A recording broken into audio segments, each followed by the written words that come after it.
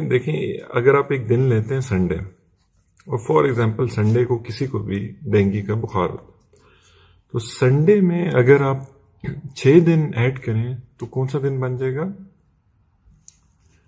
Saturday.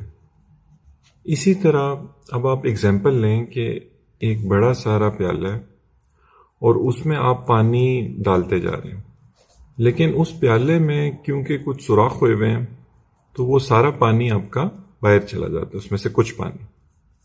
تو dengue بخار میں بھی یہی ہوتا ہے۔ یہ ڈینگی بخار ایک وائرل بیماری ہے، یہ ایک وائرس کاز کرتا ہے، جس میں آپ کی جو خون کی نالیاں ہیں اس میں چھوٹے چھوٹے چھوٹے سوراخ ہونا شروع ہو جاتے ہیں۔ جب یہ چھوٹے چھوٹے سوراخ ہونا شروع ہو جاتے ہیں آپ کی خون کی نالیوں میں، تو ان میں سے سب سے پہلے جو چیز باہر آنا شروع ہوتی ہے وہ خون کا سب سے چھوٹا حصہ ہوتا ہے۔ تو وہ کیا ہوتا ہے؟ پلیٹلیٹس۔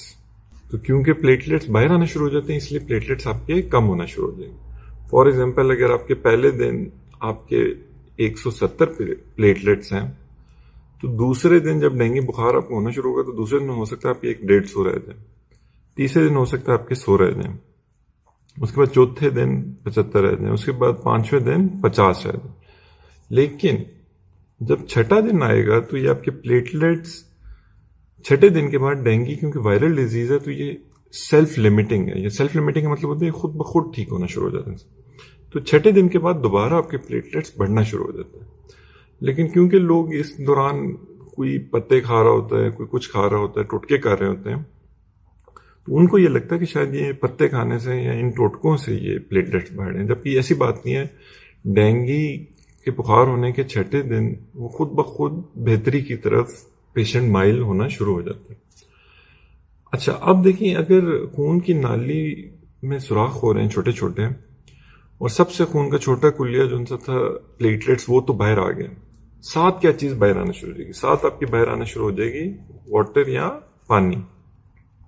اب لوگ کیا کرتے ہیں کہ لوگ اپنا تمام فوکس رکھ دیتے ہیں پلیٹلیٹس پہ، جبکہ اصل جو آپ کا فوکس ہونا چاہیے وہ ہونا چاہیے واٹر پہ، کیونکہ یہ سب سے ڈینجرس چیز ہے۔ دیکھیں، اگر آپ کے پلیٹلیٹس خون میں کم ہو بھی جائیں نا تو اس سے کوئی فرق اس طرح نہیں پڑ رہا ہوگا کہ آپ کے جسم پورے میں کہیں پہ بھی خون نہیں نکل رہا، تو یہ ان کی کمی آپ کو کوئی کسی طرح تنگ نہیں کرے گی۔ لیکن اگر آپ کا پانی، کیونکہ وہ جب باہر آنا شروع ہوگا اور آپ ڈی ہائیڈریشن میں چلے جائیں گے، تو اب کیا ہوگا کہ آپ کے پورے جسم میں چھوٹے چھوٹے السرز بننا شروع ہو جائیں گے، اور اب کیونکہ وہ السرز بنیں گے تو تب پلیٹلیٹس کم ہونے کی وجہ سے بہت زیادہ بلیڈنگ ہوگی۔ اب اس کے بعد جو اگلا چیز جو ہمیں سمجھنی چاہیے اس میں، وہ یہ ہے کہ دیکھیں، اگر ایک خون کی نالی ہے اور اس میں سے پلیٹلیٹس باہر آ رہے ہیں اور پانی باہر آ رہا ہے، تو اس کو ہم کس طرح مانیٹر کریں گے؟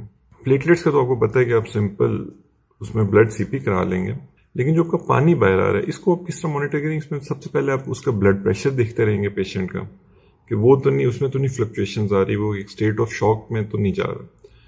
پھر آپ سائنز آف ڈی ہائیڈریشن دیکھیں گے پیشنٹ پہ، کہ پیشنٹ کسی طرح بھی سائنز آف ڈی ہائیڈریشن میں تو نہیں جا رہا۔ اس میں one of the biggest signs is urination, کہ اگر پیشنٹ پیشاب کرتا رہ رہا ہے تو تب اس کا مطلب ہے کہ پیشنٹ کی باڈی ٹھیک ہے، وہ ابھی تک اس طرح ڈی ہائیڈریٹ نہیں ہوئی۔ ڈینجر سائن تب ہوگا کہ اگر اس کی یورینیشن اس کو آنا بند ہو جائے، یا اس کا کلر جو سا ہے وہ بہت ڈارک ہو جائے، اور خاص طور پہ اگر وہ بند ہو جائے تو یہ ایک بہت بڑا ڈینجر سائن ہوگا۔ پھر ہم پلس پریشر کو بھی دیکھتے ہیں، یہ بھی اگر ڈی ہائیڈریشن میں پیشنٹ جا رہا ہوگا تو یہ بھی اس کی خراب ہونا شروع ہو جائے گی۔ ساتھ ساتھ ہم واٹر کو، کہ وہ جو باہر اسکیپ کر رہی ہے اس کو دیکھنے کے لیے کہ وہ کن کن کمپارٹمنٹس میں جا رہی ہے، تو ہم الٹرا ساؤنڈ بھی اس پیشنٹ کے کراتے جائیں گے۔ اب ڈینگی کا ایک ہی ٹیسٹ ہے جو ڈینگی اسپیسیفک ٹیسٹ ہے، DS1 جسے آپ کہتے ہیں، یہ اب پہلے دن سے ڈینگی کے پازیٹیو ہو جاتا ہے، اور یہی سب سے یوزفل ٹیسٹ ہے، کیونکہ باقی تمام ٹیسٹ ڈینگی ہونے کے کچھ عرصے بعد پازیٹیو ہوتے ہیں۔ اب آپ نے کرنا کیا ہے؟ دیکھیں، اب آپ نے گھبرانا اس میں اس طرح نہیں ہے کہ آپ سمپلی آپ فوکس کریں گے آپ پیشنٹ کو کس طرح میکسیمم ری ہائیڈریٹ کر سکتے ہیں، اور کس طرح آپ اس کو ڈی ہائیڈریٹ ہونے سے بچا سکتے ہیں۔ یہ آپ کا سب سے امپورٹنٹ پوائنٹ ہے، کیونکہ اگر آپ اس کو ڈی ہائیڈریٹ نہیں ہونے دیں گے تو اس کو السر نہیں بنیں گے، السر نہیں بنیں گے تو اس کے بلیڈنگ پوائنٹس نہیں ہونا شروع ہو جائیں گے، اور اگر اس کی بلیڈنگ نہیں شروع ہو جائے گی پورے باڈی میں، تب یہ جو پلیٹلیٹس کم ہو بھی رہے ہیں اس سے کچھ مسئلہ نہیں ہوگا۔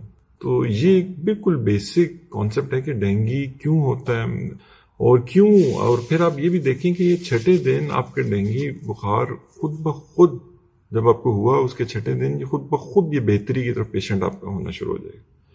تو اس کی کوئی خاص ٹریٹمنٹ نہیں ہے, کوئی ویکسین نہیں ہے, کوئی ایسی دوائی نہیں ہے جو ڈینگی کے خلاف کام کرے. ہم نے بس صرف پیشنٹ کا جو واٹر لیول ہے, جو اس کی ہائیڈریشن لیول ہے, اس کو مانیٹر کرتے رہنا ہے کہ وہ اس کا کمپلیٹلی ٹھیک رہے. اگر آپ کو یہ ویڈیو اچھی لگی ہے تو اس کو پلیز شیئر ضرور کیجیے گا تاکہ آج کل ڈینگی بہت زیادہ پھیلا ہو, لوگوں کو پتہ ہو کہ یہ ڈینگی ہوتا کیوں ہے, اور یہ کہ اس میں ایک بہت زیادہ خوف و ہراس کی ہوا بھی ہے. تو وہ بھی لوگوں کو جب آئیڈیا ہوگا کہ یہ ہوتا کیوں ہے تو وہ اس کو اچھی طرح مینیج کر سکتے ہیں اس پیشنٹ کو. باقی آپ نے یہ اپنے ذہن میں رکھنا ہے کہ اگر ڈینگی آپ کو ہوتا ہے تو آپ نے ایک ڈاکٹرز اور ایکسپرٹ اوپینین لینی ہے جا کے, تاکہ آپ کو وہ جو مینجمنٹ بتائیں پھر آپ نے اس کے مطابق اس کو فالو کرتے رہیں. تو اگر آپ کو ویڈیو اچھی لگی تو آپ پلیز ہمارے جو یوٹیوب چینل ہے اس کو بھی ضرور سبسکرائب کیجیے گا تاکہ ہم اس طرح کی اور یوزفل ویڈیوز آپ کے لیے بنا سکیں. Thank you so much.